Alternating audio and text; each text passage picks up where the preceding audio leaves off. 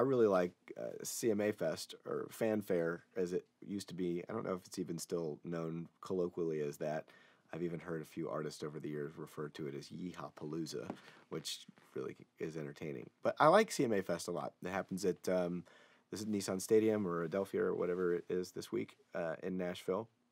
And the last couple of years, Sound Image has brought PA out. It's been K1, and Dave Brooks and the L Acoustics guys are really great, and it's a monster PA, well past the 50-yard line, mixing in a stadium. And what I like about it is the rig always really sounds great. All those guys that I just mentioned really do a nice job.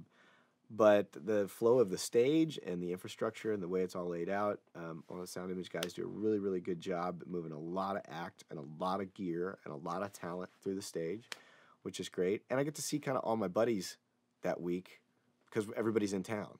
So there's always somebody that's got a new console, or somebody that's got a new front of house engineer, and somebody that's doing something a new way. Or, hey, ma'am, what's this mic you're using on a guitar cabinet? Now, I've never seen that. Yeah, cool, check it out. So you go out and I get to listen to my buddy's mix. There's always new intel and always new ways guys are doing things, and always a new kid on the block. And like I said, there's always a good opportunity to hug some necks and talk to some other road soldiers that you're doing things with, and laugh and cut up, and you get to sleep in your bed that week usually as well, which definitely has bonus. And I really like so many of the flavors just all over the place. I mean, I could name you little bits and places and venues that I think are really cool. Just got back from the O2 in London. It's just for as large as it is, it's really a spiritual thing. All the people in the UK are just really great. We have really great experiences. Really great experiences everywhere. I really like Australia. If you are in Sydney and have some time off, take a ferry over to Manly Beach.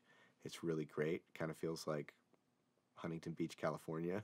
So if you don't miss, I guess if you miss it, it's, go to Huntington Beach. But yeah, Manly Beach is really cool.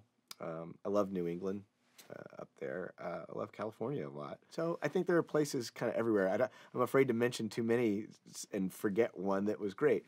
But yeah, always a great time. All right, so in the last 10 to 15 years, I'm going to say my job and the touring industry in general, how different it has become. Obviously got a much larger digital console availability than we did before. It's pretty much become a staple, short of a couple guys that I know that still carry analog consoles. You just don't see them out on the road anymore. I think that's been a big, big shift. Being able to use smaller boxes and easier to manage and rig and fly boxes to cover a far greater distance with immediate impact. I mean, the new D&B stuff and the new L Acoustic stuff, the new JBL stuff. I find myself sometimes on the console turning down my near-field monitors and realizing they're already off because there's just so much immediate impact from these large format line arrays. I think that technology is just exceptional. I'm still a 850s and 900s and D&B-Cs fan from back in the day, and these are large trap boxes and modular PAs that were really atrocious to fly and deploy. And now we're audio's out of the air and on the truck in an hour and a half. It's pretty amazing from a time management standpoint, from a sonic perspective at front house. Or all the way around the room, some of the MLA stuff, you can walk around the room, just sounds the same way everywhere.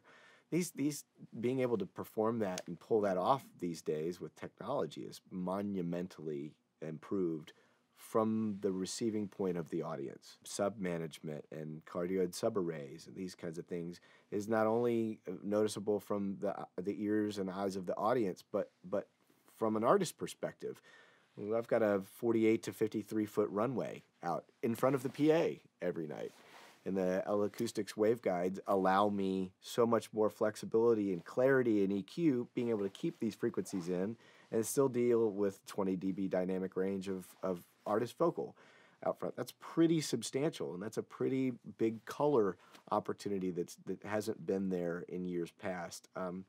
Artist flexibility, being able to keep the low-end energy out from the center of that runway and steer it up behind the drummer so that the artist isn't really pounded with a bunch of low end, but the audience still gets impact and some good butt in the mix.